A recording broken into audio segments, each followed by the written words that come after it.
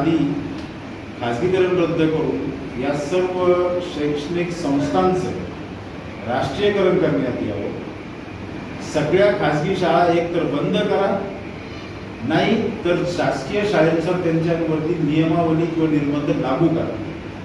ही आमची पहिली मागणी. दुसरी मागणी, ज्या पद्धतीने आजपर्यंत MPSCची परीक्षा शासकीय पद्धतीने घेतली जायची, लेखी स्वरूपात ती घेतली जायची, ऑफलाईन आपण करावं. परंतु आताच्या नवीन नोटिफिकेशननुसार 2026ची जी परीक्षा येणार आहे, ही TCS कोणीतरी कंपनी आहे, या कंपनीला हँडओव्हर करण्याचा प्रयत्न या ठिकाणी शासन पूर्णपणे करत आहे.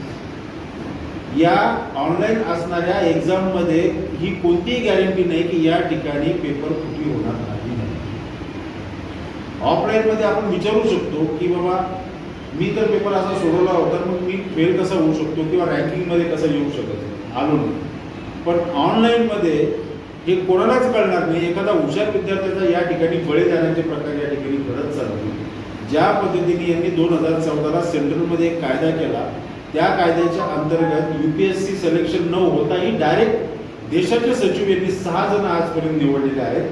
म्हणजेच अराजकतेकडे यांना न्यायचे, बौद्धिक पातळीने कमकुवत असणाऱ्या लोकांची संख्या वाढवायची आणि जे बौद्धिक पातळीने मजबूत लोक आहेत त्यांना अनपढ गवार अनाडी ठेवायचं आणि त्यांना गुलाम म्हणून त्यांच्यासाठी वापर केला जायचा, असा या ठिकाणच्या सरकारचा हेतू आहे. त्यामुळे हे आम्ही यांचं कदापि होऊ देणार नाही. या विरोधामध्ये हा लढा आम्ही अधिक तीव्र करणार आहोत.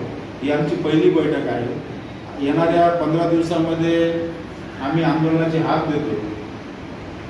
हे आंदोलन या ठिकाणी सुरुवात करत आहोत. यानंतर या प्रकारचे मोठे मोठे जोपर्यंत हे निर्णय मागे होणार नाही तोपर्यंत हे आंदोलन आमचे अविरत चालू राहतील, असे या ठिकाणी सांगितलं. आंदोलनात तुम्ही काही जनजागृती करणार आहे का?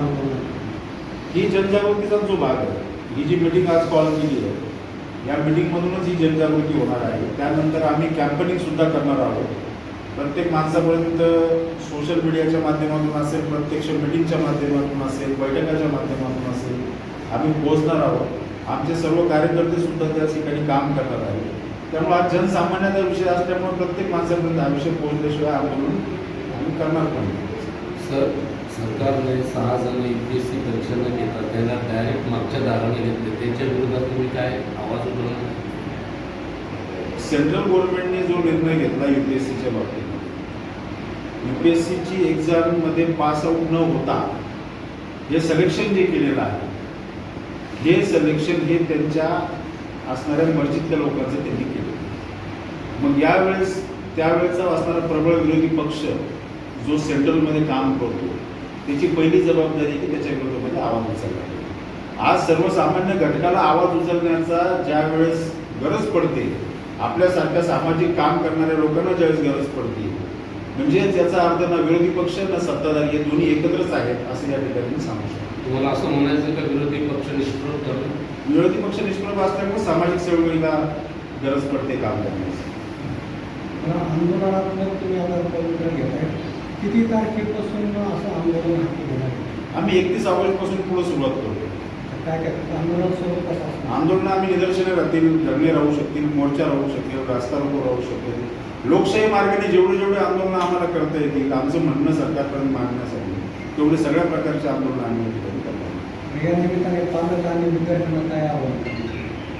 मी या शहरातल्या, जिल्ह्यातल्या, महाराष्ट्रातल्या पालकांना हे आव्हान करेन की आज तुम्ही ज्या पद्धतीने स्वतःच्या पाल्याचं शिक्षण करण्यासाठी, मुलाचं शिक्षण करण्यासाठी स्वतःच्या पोटाला चिमटे घेत आहे आणि ही गुलामगिरी सहन करताय, ही खरं बघायला गेलं तर आपल्या संविधानिक तरतुदीमध्ये शिक्षण हे मोफत आहे.